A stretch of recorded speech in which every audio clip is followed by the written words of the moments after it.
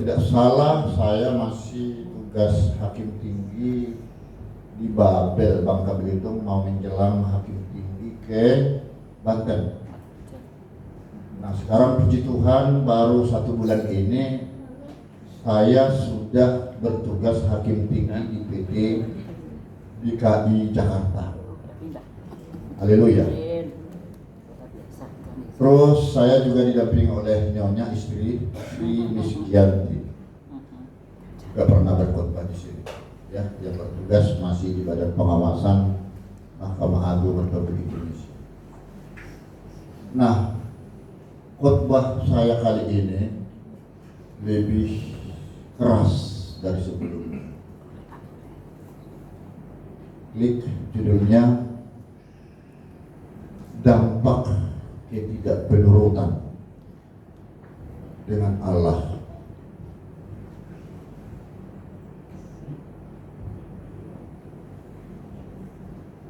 Sekalipun kita beribadah, memuji, memuliakan Tuhan, tapi ternyata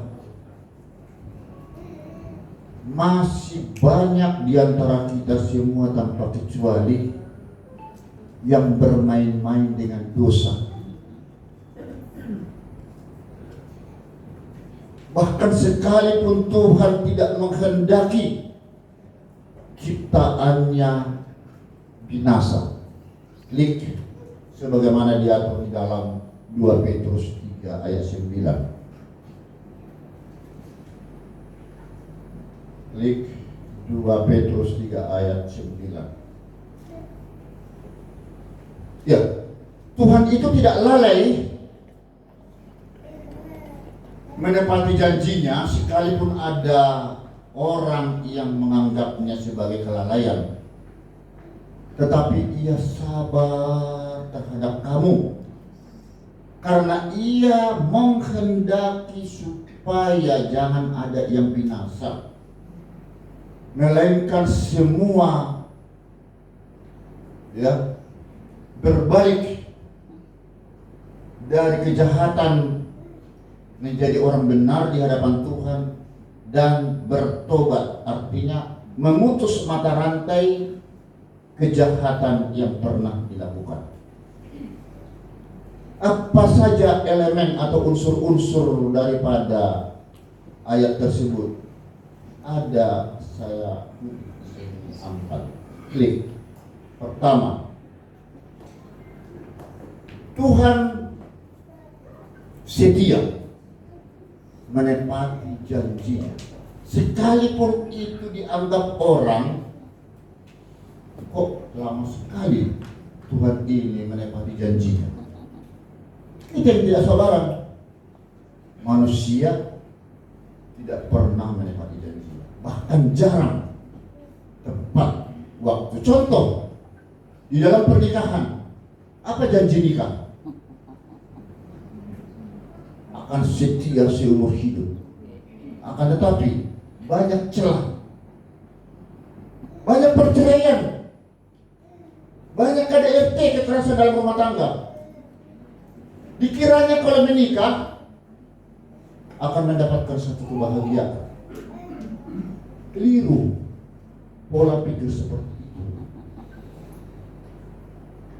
Menikah bukan mencari kebahagiaan, tapi memberi kebahagiaan, sehingga antara pihak satu dengan pihak lain sama-sama memberi, barulah tercipta kebahagiaan hingga kepada anak keturunan.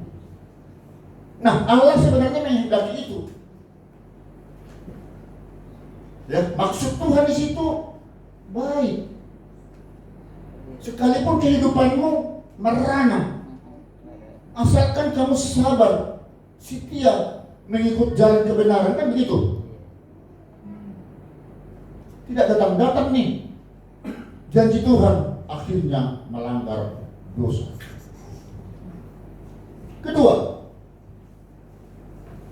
Tuhan sabar terhadap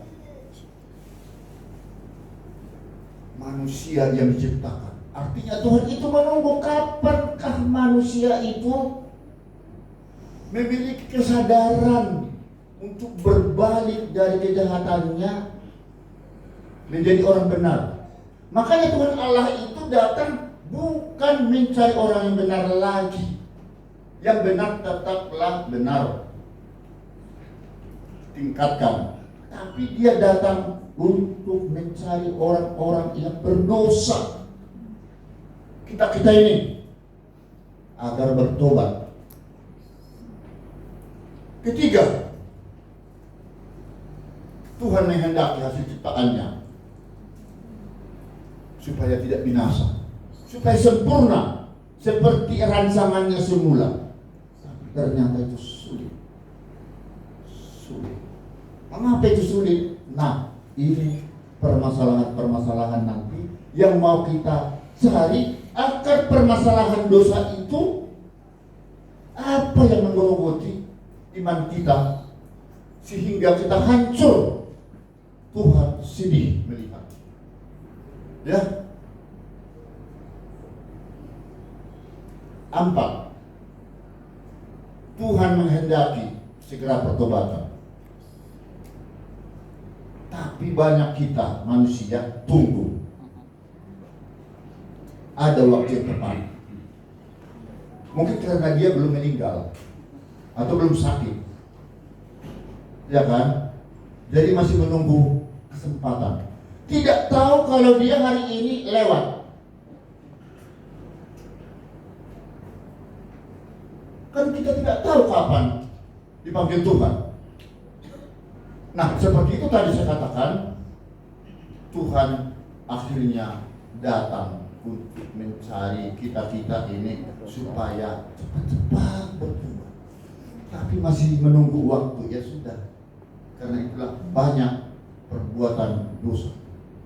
Nah, jadi dari perikop unsur elemen ini ya membuktikan begitu suramnya, dangkalnya iman percaya kita terhadap Tuhan yang kita puji, sembah selama ini.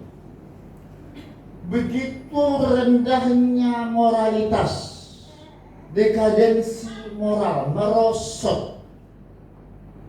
Sekalipun dia sepertinya baik-baik saja rumah tangganya, di tempat-tempat pekerjaannya, tapi semua kamuflase. Tuhan seolah dijadikan alat senjata. Ini sangat berbahaya dan mengerikan ini, saudaraku. Kalau begitu, apa sih faktor penyebab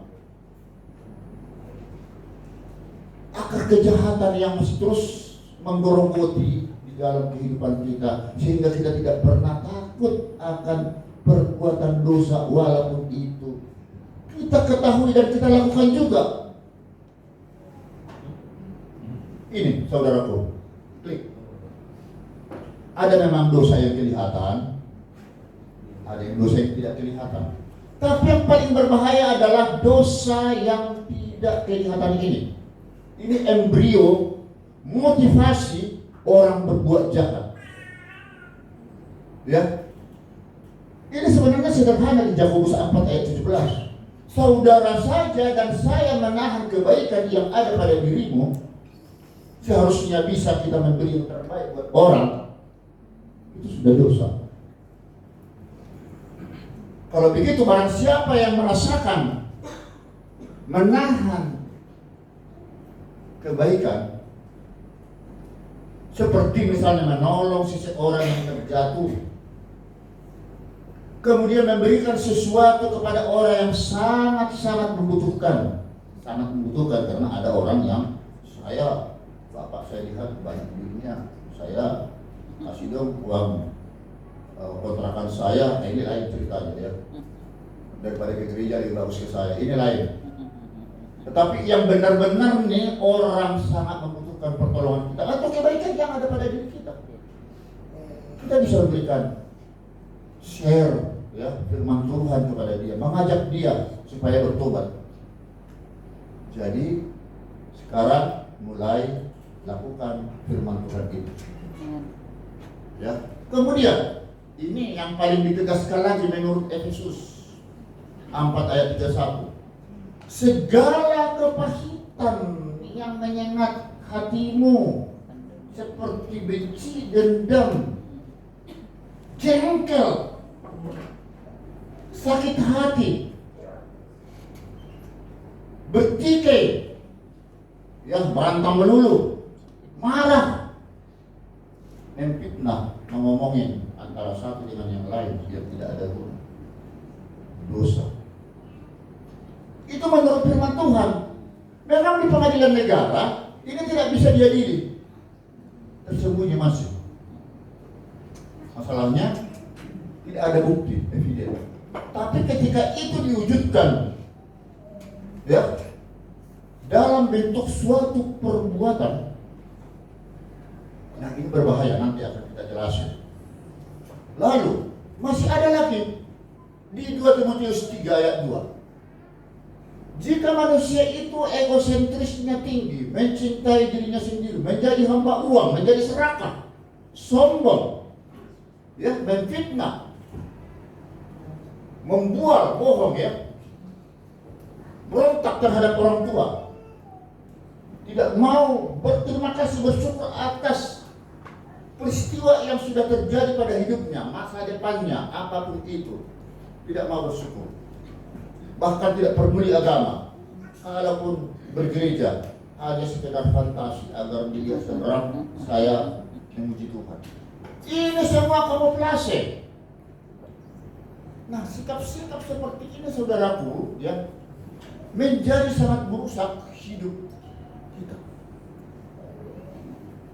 Terlebih kepada Tuhan. Ya. Dan apabila ini sikap-sikap dosa yang tidak kelihatan ini semakin mendarah daging di dalam kehidupan kita, saudara, maka ini akan mewujudkan satu perbuatan yang kelihatan. Perbuatan-perbuatan yang kelihatan ini menjadi betul-betullah dapat diadili oleh pengadilan negara sebelum pengadilan Kristus. Tapi ingat, perbuatan-perbuatan yang tersembunyi yang belum bisa diadili oleh pengadilan negara, itu semua bisa diadili di pengadilan Kristus kalau tidak cepat-cepat bertobat di saat-saat sekarang ini. Jangan pernah terlambat. Saya sekarang bukan lagi menakut-nakuti Bapak Ibu Saudara, mengancam. Jangan bermain-main dengan api dosa lagi. Ini belum selesai nih. Tidak terkecuali kepada pejabat-pejabat yang petinggi sekarang, yang awam hukum juga, termasuk kepada kita semua yang hadir di sini, para pengerja, bahkan kepada pendeta. Ini bukan tanpa fakta saya. Sangat memprihatinkan bagi kami di Medan. Kami pernah di gereja itu melayani 3 kali di salah satu hotel. Ternyata pendeta ini melakukan peredaran ganja, narkoba di tempat peribadatan itu. Ketika marah istrinya, melarang perbuatan itu, justru istrinya ditampar habis-habisan. KDRT lagi. Akhirnya si istri membawa 2 anaknya kembali ke Surabaya. Sekarang Pak Pendeta ini diproses hukum oleh Poltabes Medan. Mencoba menghubungi saya minta tolong. Ini antara hukum negara dengan agama. Ampunilah kesalahanmu, tidak berlaku di sana. Karena ini memang benar-benar dosa. Bukankah dia tidak tahu apa perbuatan yang dilakukan itu salah, apalagi sebagai seorang pendeta. Jabatan pendeta, jabatan hakim adalah mulia, sangat mulia. Tetapi oknumnya ini yang, maaf nih, brengsek. Ini mengacaukan. Ini mempermalukan. Untung tidak di blow up di berbagai media. Kalau tidak, malunya kita selami. Nah, memang betul menjaga dan mempertahankan moralitas integritas tadi tidak mudah, tapi itu tidak mudah terhadap orang-orang yang tidak takut akan Tuhan, saudaraku. Kalau yang benar-benar sungguh kita takut kepada Tuhan dan selalu ada roh Tuhan bersemayam dan mau kita menerimanya, enak loh. Enak sebenarnya. Tapi ini sayang, ini tidak dicermati, tidak dihayati apa maunya Tuhan supaya kita menjadi orang yang benar di hadapan Tuhan. Ya. Memangnya saya apalagi sudah menjadi hakim tinggi sekarang di Pengadilan Tinggi DKI Jakarta. Tidak banyak yang mempengaruhi saya agar putusan bisa dipengaruhi. Apakah saya hanya gara-gara profesi jabatan, gara-gara nafsu, ya, kebodohan, saya harus menghancurkan profesi jabatanku, keluargaku? Mau? Banyak sekali orang tidak takut akan dosa, dampaknya baru tahu dan sadar setelah di penjara, seperti nanti saya akan saksikan karena saya selalu diajak oleh Bapak Tony ke lapas Cipinang, bahkan Sakambangan. Saya langsung teliti faktor-faktor penyebab mereka melakukan kejahatan itu. Nanti akan saya sampaikan sepintas di sini. Dan kalau bicara firman Tuhan tadi sudah jelas, ya, motivasi orang berbuat dosa karena itu menjadi kodrat dosa bagi dia yang suka pemarah, yang suka sombong, memfitnah, pokoknya sakit hati dan terus menerus, ya. Nah, sekarang kembali kita melihat permasalahan hukum bahwa tidak takut lagi banyak orang terkait dengan akibat dosa. Oke lah, masalah Siano kemarin Jessica Kumulawang pernah kami hakimi, adili 20 tahun, dianggap sudah selesai. Tapi ternyata ini terus berkecamuk sekarang. Yang lagi viral sekarang kasusnya VS PC.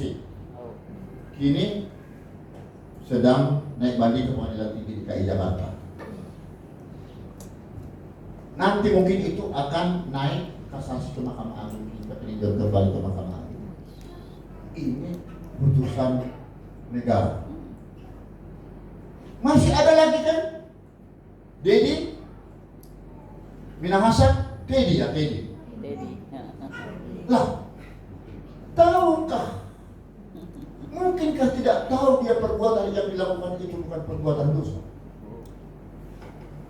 Tapi dilakukan juga.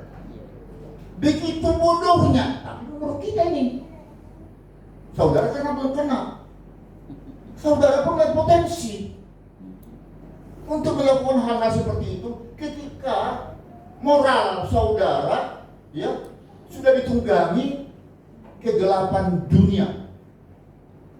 Roh Tuhan sudah tidak ada lagi di dalam hidupmu. Ketika itu terjadi, itu akan terjadi juga dilakukannya. Ya. Nah, akhirnya klik dicatat dalam Roma 6:23. Upah dosa maut. Ini karena firman Tuhan mengatakan maut dan kematian yang mengerikan terpisah dengan hubungan Tuhan dengan kita. Biasa-biasa saja dia, karena belum diadili di pengadilan Kristus. Ini yang menjadi salah konsep kita semua. Tetapi tahu enggak, ketika saudara sering berbuat dosa, berbuat kesalahan, apapun doamu, apapun pergumulanmu, tidak dikabulkan Tuhan. Karena apa? Firman Tuhan mencatat, bukan tidak panjang tanganku menolongmu, mendengar semua keluhanmu, tetapi karena kejahatanmu, dosamu, itu yang membuat menyembunyikan mukaku terhadapmu. Jadi menangis pun saudara sampai satu ember misalnya keluar minta tolong, kalau dosamu masih tetap seperti itu, upahnya hidupmu akan terus melarat, belum selesai masalah yang satu, hancur masalah yang kedua, ya bangkrut perekonomian, rumah tangga porak-poranda, perceraian pun terjadi. Waduh, anak pun bubar-bubaran, aku di sini, engkau di sana, sama saja. Itu satu hukuman sebenarnya. Sakit penyakit yang tidak sembuh-sembuh. Kalau saudara masih bisa sehat akibat daripada penyakit, itu kamu bersyukur. Itu manfaatkan itu. Banyak orang sakit tidak sembuh, akhirnya lewat. Masa itu aja sebagai bukti Tuhan itu nyata dalam hidupmu, tidak kamu balas dengan baik, tetapi dengan nah, ini dilanggar. Coba di Ibrani 10 26-27. Ketika kita sudah tahu perbuatan itu dosa, dilakukan juga setelah dia mengerti akan kebenaran bahwa itu sebenarnya tidak boleh dilakukan juga. Nah, ini kan goblok banget tuh. Ya kan? Di pengadilan negara saja itu kejahatan yang disengaja, terstruktur, tersistematik, direncanakan sedemikian rupa. Lah, hukumannya berat. Lah, di pengadilan Kristus ini apa? Tidak ada lagi pengampunan buat dia. Hebat. Tuhan langsung menetapkan firman itu. Bahkan kematianmu di pengadilan terakhir sangat mengerikan, terpisah dengan Tuhan. Nah, kenapa tidak takut kita meninggalkan perbuatan dosa itu atau masih juga melakukan perbuatan dosa itu? Apakah karena memang Tuhan belum melaksanakan pengadilan terakhir? Oke, tidak dilaksanakan pengadilan terakhir, belum. Aku datang segera, kata Tuhan. Tetapi kapan? Tunggu terus. Saudara itu loh duluan mati. Itu yang berbahaya. Kalau sempat kita sudah duluan mati, meninggal dunia, kapan saudara memperbaiki hidupmu? Loh, kalau sudah mati saya tidak tahu lagi. Itu pertanyaannya. Salah. Di pengadilan Kristus nanti, ya, semua pertanggungjawaban pidana perbuatan kita tetap diadili. Nanti sebentar lagi akan saya sampaikan, walaupun sudah sering saya beritahukan, tapi ini supaya semakin mengoreksi kembali ya kebandelan-kebandelan kita itu. Perlu diketahui, ingat, sekalipun kita sudah diadili di pengadilan negara, sudah bebas, katakan sudah keluar ya, bukan berarti saudara tidak diadili di pengadilan Kristus nanti, lain. Iya kan? Makanya ini ngeri ini.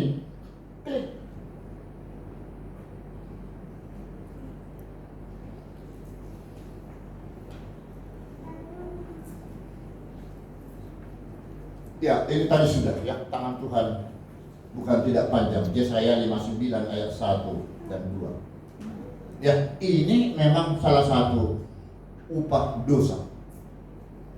Inilah yang sering kita alami.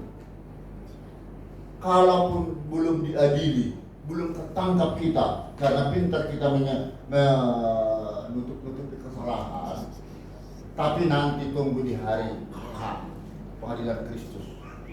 Saudara mungkin lepas dari tangkapan daripada KPK atau daripada polisi, tidak apa-apa. Jangan dulu senang. Ya, jangan senang dulu. Ya. Nah, kemudian saya akhirnya tetap saya menarik dengan firman itu. Sengsara, lebih bagus hidup kita sengsara tapi membawa nikmat daripada nikmat membawa sengsara. Ya, klik. Jadi sebenarnya karena kebodohan kita itulah pada saat-saat kita bodoh, tidak tahu apa-apa, tidak sadar, kita diliputi oleh iblis, setan alas, rusak semuanya. Dia tidak ingat siapa-siapa di belakang dia. Dia tidak ingat lagi siapa dia. Makanya ketika saya melakukan penelitian dan khotbah di Lembaga Cipinang dan di Lembaga Pemasyarakatan terhadap narapidana itu yang sedang menjalani putusan kami. Pertanyaan saya kepada mereka, sesungguhnya saudara-saudara itu senang enggak di Lembaga Pemasyarakatan ini? Tidak senang, Pak. Gratis. Tapi dikawal memang, saya bilang. Tetap saya tidak senang, Pak, karena saya berjauh dengan keluarga. Terus sekarang kamu coba-coba mau sadar, karena di sini, iya Pak, saya sudah ikut pekerja pemain musik, dia bilang. Tidak jaminan itu. Jangan-jangan di sini kamu melakukan seperti itu supaya berkelakuan baik, segera diremisi. Nanti pulang, setelah itu balik lagi kamu melakukan perbuatan jahat, saya bilang. Ya doakan saya, Pak. Oh kalau begitu belum, mantapkan, saya bilang. Lalu apa yang mendorong saudara melakukan narkoba, pembunuhan, perkosaan, perampokan, hingga kepada perzinahan segala macam? Inilah Pak. Ini apanya, saya bilang. Kami tidak memiliki uang.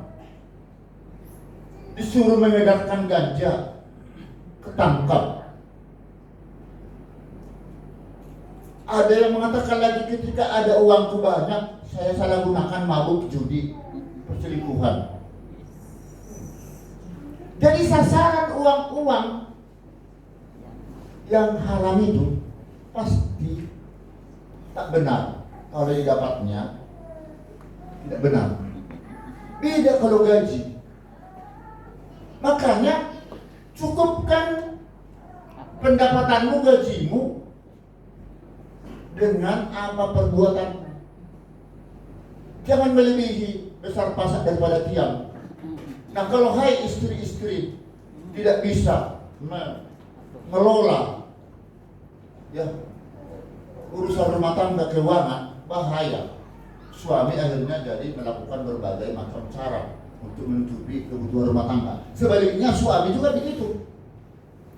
Kalau dia menyalahgunakan gajinya, padahal gajinya sekian, 3 juta misalnya, dibilang hanya 2 juta, uang merokok segala macam dan lain-lain, tamunya ini repot ini. Uang gaji itu milik keluarga, jangan disalahgunakan. Masuk ke kas negara, keluarga maksudnya. Loh, kalau memang seperti itu biaya, sudah, jangan ditambah-tambah. Kalau memang lagi pas hidupnya seperti itu, lihat tuh perempuan ini. Roma 5:3-5 ini. Kesengsaraan yang dimaksudkan di sini bukan Tuhan menginginkan kalian sengsara. Terima apa adanya, apa yang ada pada hidupmu. Kalau memang begitu gajimu, ya sudah. Ketika kamu mau digoda oleh berbagai macam cara supaya tambah penghasilanmu, tetapi bukan hasil dari yang benar, nah, kamu harus berpikir, minta petunjuk kepada Tuhan. Pantaskah ini saya lakukan, Tuhan? Kalau memang suara hatimu melihat dan sudah mengetahui bahwa ini adalah pekerjaan yang berdosa, jangan lakukan. Ini bukan teori, tetapi ketika saudara bisa bertahan, itu tahan uji. Akan terjadi godaan setan hantu laut pun yang muncul kepadamu, kamu akan bisa mengatakan stop. Aku lebih bagus menerima apa adanya begini. Tapi itu sulit, Pak. Nah, ini persoalan. Kalau sulit, di situ akal kejahatan muncul lagi. Nah, sekarang kamu mau masuk surga atau masuk neraka? Urusan neraka nanti, Pak. Saya tak tahu menau itu.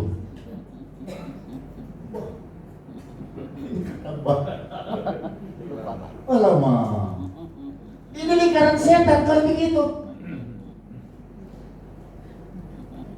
Ya saya pun ikut pusing itu, membahas itu. Ini lingkarannya. Nah, kemudian coba klik. Ini sekarang kita masuk kepada keselamatan deh.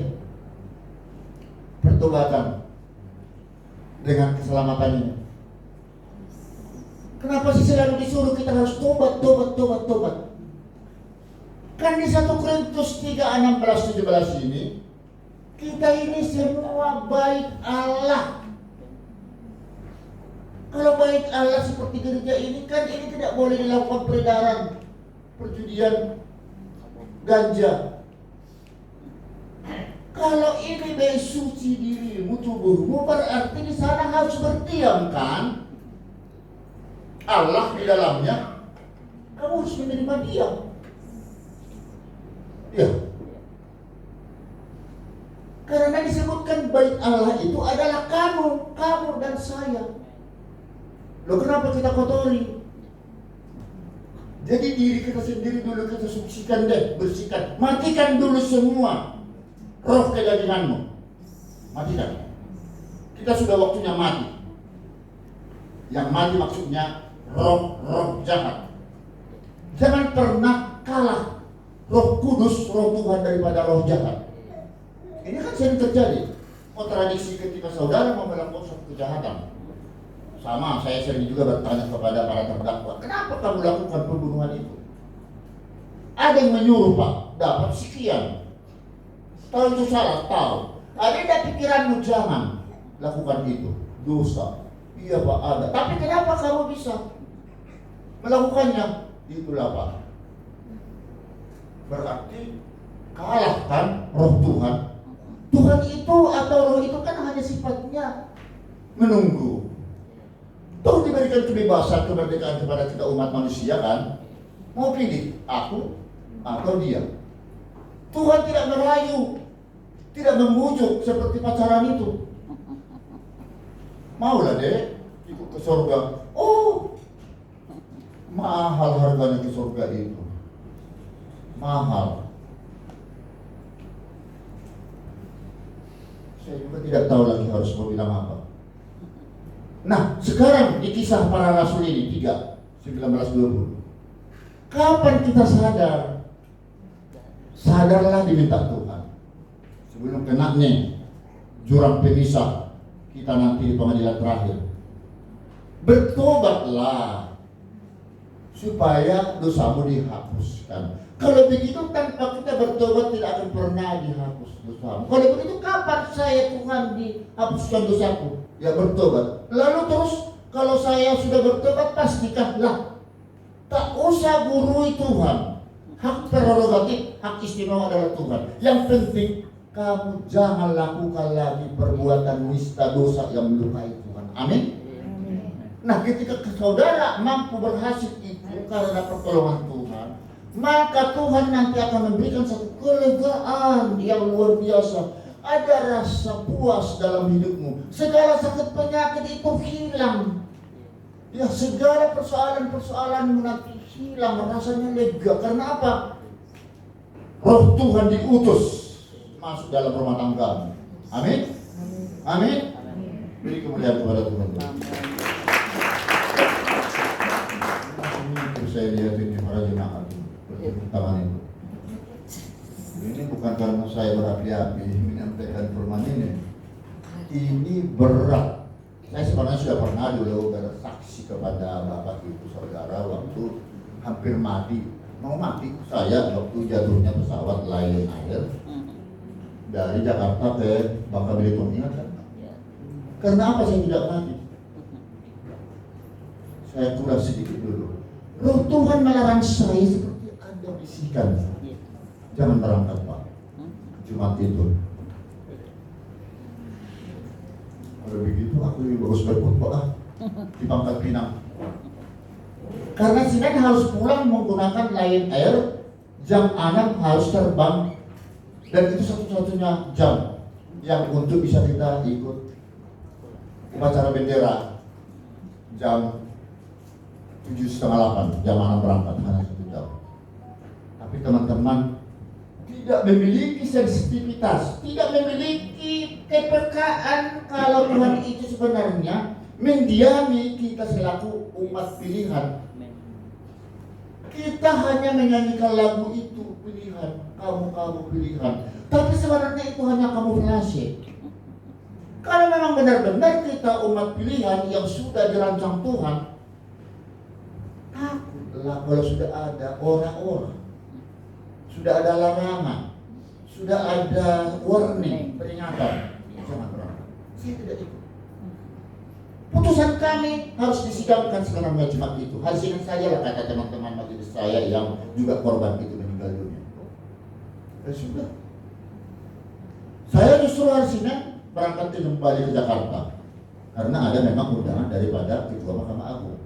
Itu saja saya lupakan. Karena apa? Loh, kan penting sebenarnya pimpinan Mahkamah Agung diundang kita kan. Saya lebih bagus hari Senin berangkat bertemu. Kan tidak persoalan saya pikir. Yang penting aku melaksanakan kewajiban dulu, memuliakan Tuhan. Dimanapun kita bertugas, tetap Tuhan menjadi nomor 1. Amin. Kemuliaan Tuhan dulu. Ketika hari Senin saya berangkat, tetap ada feeling tidak jadi Lion mau saya ambil. Karena dalam hati, kalau bukan di delay itu bukan Lion. Aku Sriwijaya aja Sriwijaya saya. Ternyata memang benar Lion Air ini nggak nyampe sampai jam 8. Telepon dering-dering kepada teleponku karena pasti Pak Binsan ada di pesawat ini. Ada suara, oh masih selamat, dimatikan. Ada apa ini saya bilang? Itu pesawat Lion jatuh di Karawang, perairan Laut Karawang, Bekasi. Ternyata majelisku 2 orang meninggal, 1 dari Hakim Koba, masih banyak yang lain. Majelisku yang 2 orang ini yang sangat memprihatinkan bagi saya. Kok dibilang kita putuskan aja hari Senin ya, perkara pidana. Ya sudah, kalau memang bukan hari Jumat ini, yang pidananya diputuskan siapa? Dia. Akhirnya dia yang tenggelam hancur dan tidak terlihat sama sekali wajahnya, rambutnya. Itu bukan berarti saya mau mengatakan dia orang berdosa. Saya tidak bisa menjustifikasi orangnya. Tetapi orang-orang yang terluput tidak mau dia sensitif dengan kehadiran Roh Kudus di dalam batinnya, dia akan hancur. Percaya deh, ini saya alami langsung.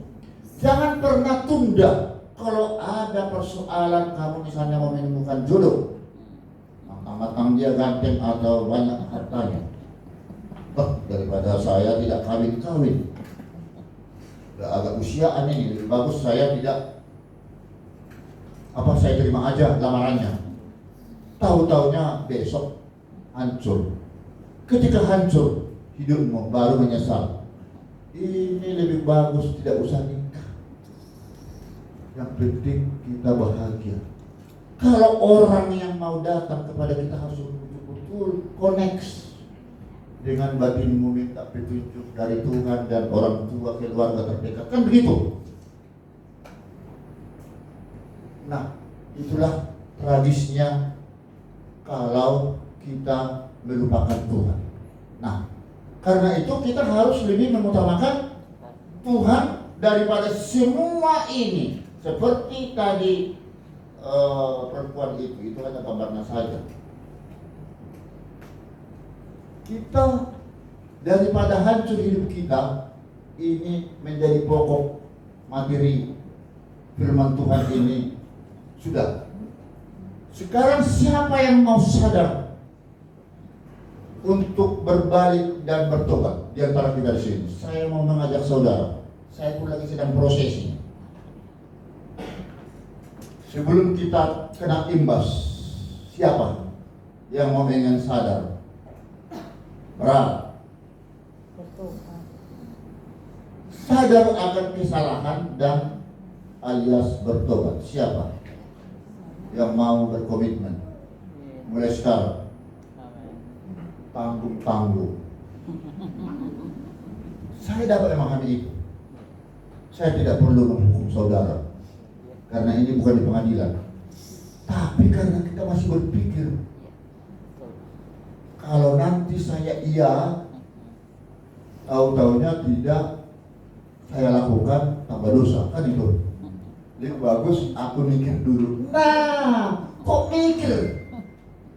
Sudahlah, ambil kesimpulan, ya, ambil kesimpulan.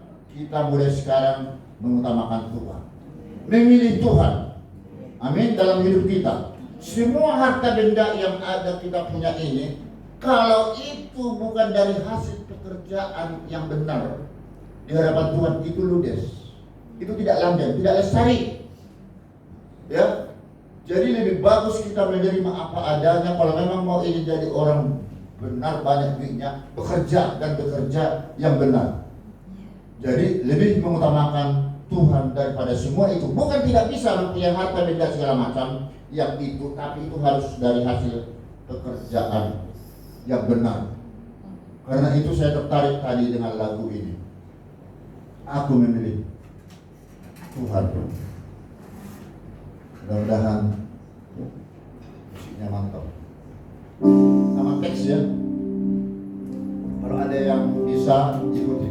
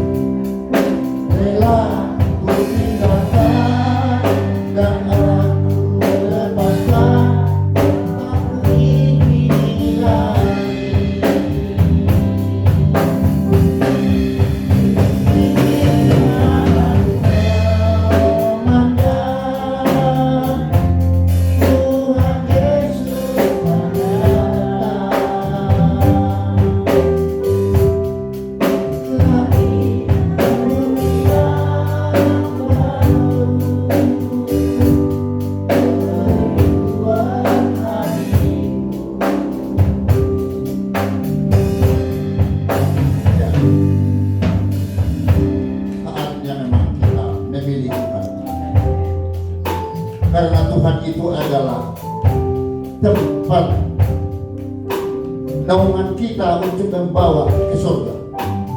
Tanpa aku, kata Tuhan, tidak akan ada yang bisa masuk surga ke rumah Bapa. Haleluya.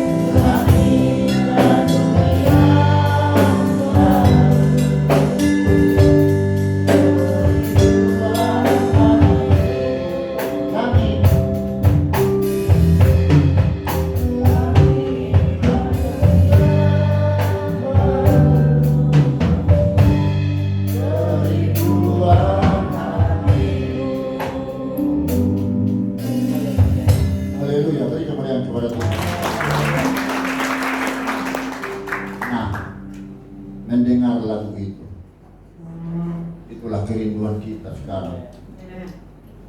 Tapi kalau masih tetap membandel, keras kepala, tidak mau bertobat, kembali kita akan berurusan dengan Tuhan. Ini terakhir. Silakan klik. Saya akan mengulangi, mempertajam kembali pengadilan Kristus ini. Ya, karena sedikit banyaknya saya punya kompetensi di bidang pengadilan negara. Jadi coba saya relevansikan ya, hubungkan ya. Di sana justru Allah akhirnya membawa setiap perbuatan kita yang tersembunyi. Berarti saudara-saudara yang menghindari diri dari hukuman sekalipun lolos dari pengadilan negara tidak diadili karena pintar maksudnya, itu akan diadili. Semua perbuatan akar-akar kejahatan tadi yang tidak bisa dijamak diadili pengadilan negara, itu semua akan diangkat ke pengadilan untuk mengetahui sejauh mana perbuatan Bapak, Ibu, Saudara, dan saya. Terus klik. Dan di dalam Yeremia 17:10 dipertegas kembali. Klik selanjutnya. Ya, ini pengadilan, drama pengadilan Jessica kalau nggak salah waktu itu. Kami 3 orang di sana. Jadi penontonnya juga banyak. Ini yang diadili oleh Kristus itu yang banyak di seluruh dunia. Manusia seluruh dunia, bukan hanya yang beragama Kristen. Ya, ini yang tidak merasa diakui oleh atau mungkin tidak dikenal oleh agama seberang. Tetapi sebenarnya yang akan mengadili setiap perbuatan manusia di pengadilan terakhir adalah Kristus, Hakim Tunggal. Dia yang pertama menyelamatkan kita. Dia datang membawa damai sebelumnya. Pengampunan dosa masih ada pada saat sebelum terjadi pengadilan terakhir. Makanya ada firman Tuhan yang mengatakan, aku datang bukan mencari orang yang benar, tapi orang yang berdosa supaya bertobat. Itu luar biasa ilmu kasih daripada Kristus di sana. Tapi kalau sudah waktunya pengadilan Kristus, pengadilan terakhir sudah tiba, di dalam Yeremia 17:10 ini akhirnya Tuhan bertindak sebagai penyelidik, sebagai penguji batin. Tidak ada lagi istilah kita berbohong. Apa yang kita sembunyikan selama ini, pura-pura baik di berbagai tempat, Tuhan sangat tahu saudara. Lah, ini saudara memang pasti mengatakan, ini kan nanti. Ini janganlah berpikiran seperti itu. Kasihan saudara. Kan lebih bagus kita mempersiapkan diri seperti saudara kalau mempersiapkan pernikahan kan dia siapkan sedemikian rupa ya. Masa persiapan saudara mau mati juga nggak dipersiapkan? Persiapannya bukan kuburan semata. Kalau itu sih yang akan menguburkan kita kan keluarga ya. Tetapi mempersiapkan berkemas-kemas, mengadukan, melaporkan, memperkarakan semua persoalan hidup kita selama pengadilan Kristus belum dibuka. Sebelum kita meninggal dunia. Karena kalau sudah meninggal dunia, habis sudah. Karena nanti diminta Tuhan pertanggungjawaban kita di pengadilan Kristus. Tidak bisa lagi kita berkelit. Saya sudah bertobat, Tuhan kapan kamu bertobat? Saya kan sering memberikan persembahan, memberikan bantuan, dan seterusnya. Aku tidak kenal kamu. Karena di dalam catatan buku kehidupan,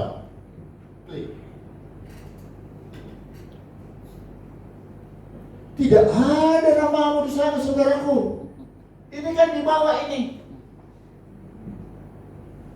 yang di depan tahta Kristus dibuka semua kitab-kitab, khususnya kitab terhadap kita. Kalau di pengadilan negara kami memiliki kitab undang-undang hukum pidana, perdata, dan seterusnya.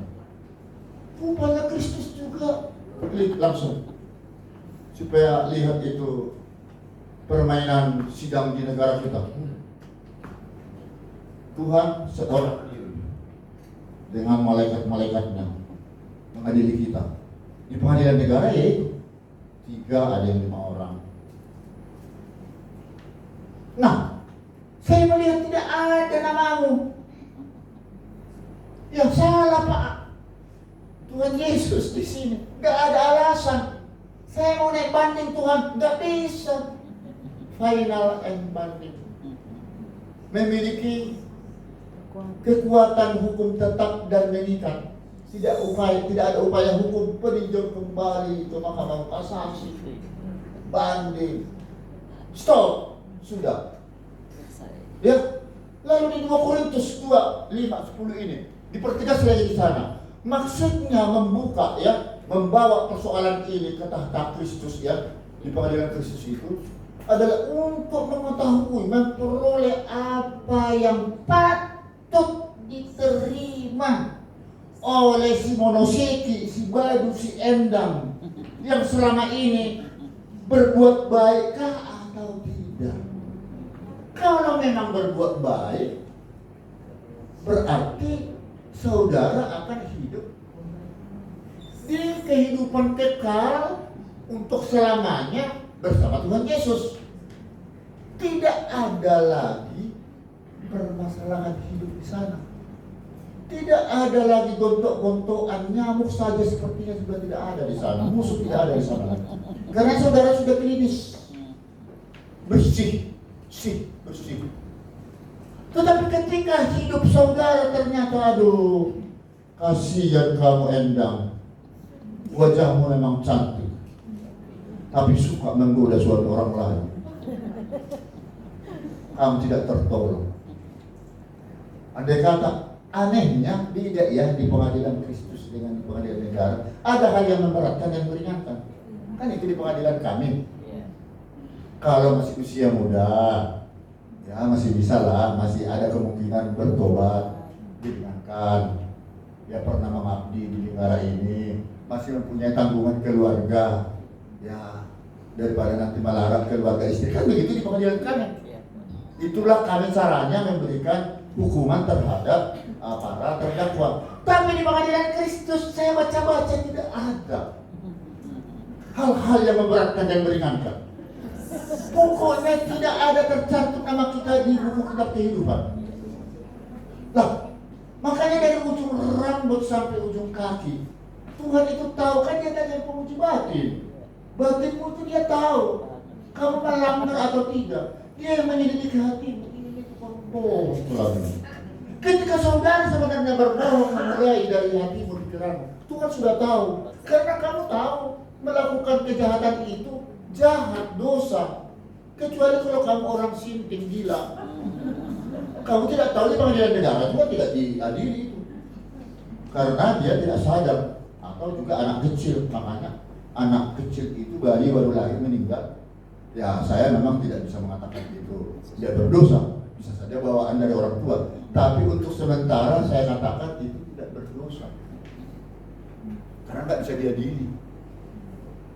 Ya, makanya kalau ada yang meninggal, tapi saya tidak menginginkan ada yang meninggal anaknya kecil ya. Itu sebagai satu pertanda bahwa saudara akan dibawa ke surga nanti oleh arah itu.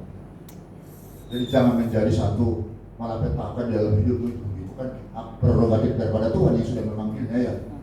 Gak ada yang kita doakan ini dan itu. Nah, ketika di Wahyu 20 di 15 itu tidak tercatat nama kita, alamak,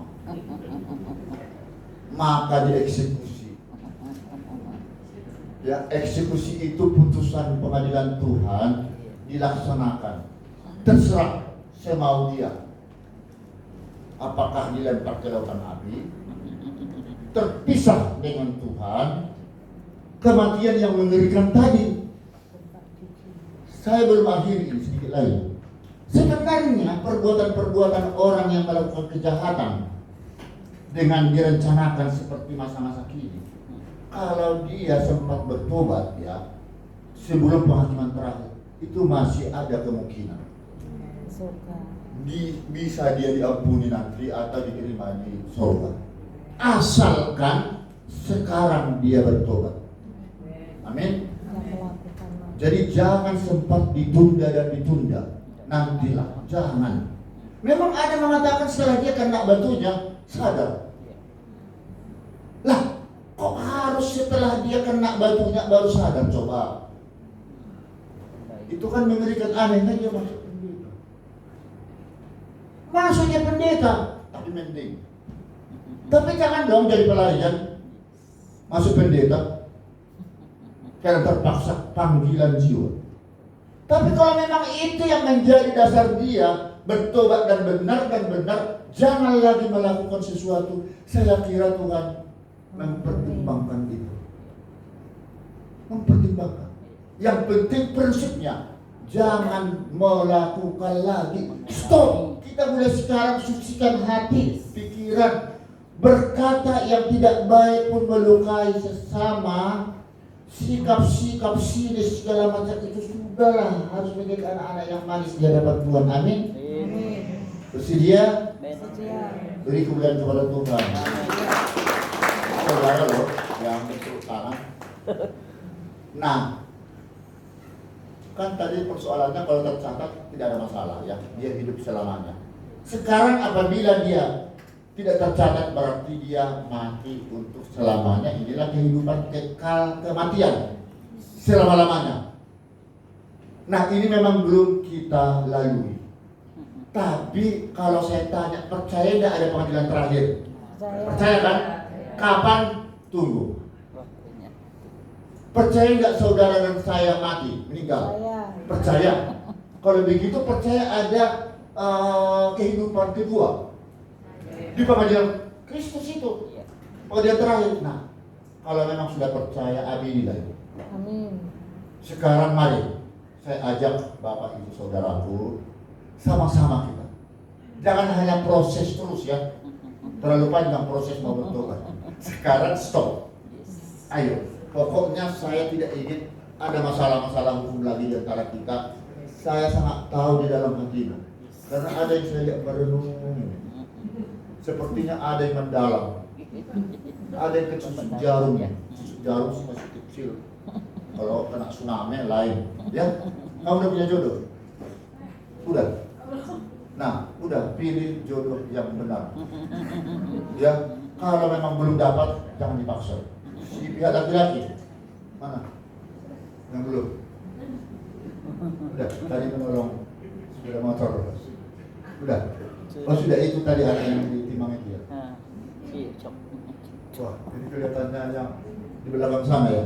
Bagaimana? Kamu udah punya pacar? Jangan ada istilah pacar penuh indah tapi palsu. Setelah menikah semuanya kamu palsu. Baik, waktunya sudah pas ya. Baik, terima kasih. Mari kita angkat hati, berdiri. Akhiri. Terima kasih. Mari kita angkat hati kita berdoa.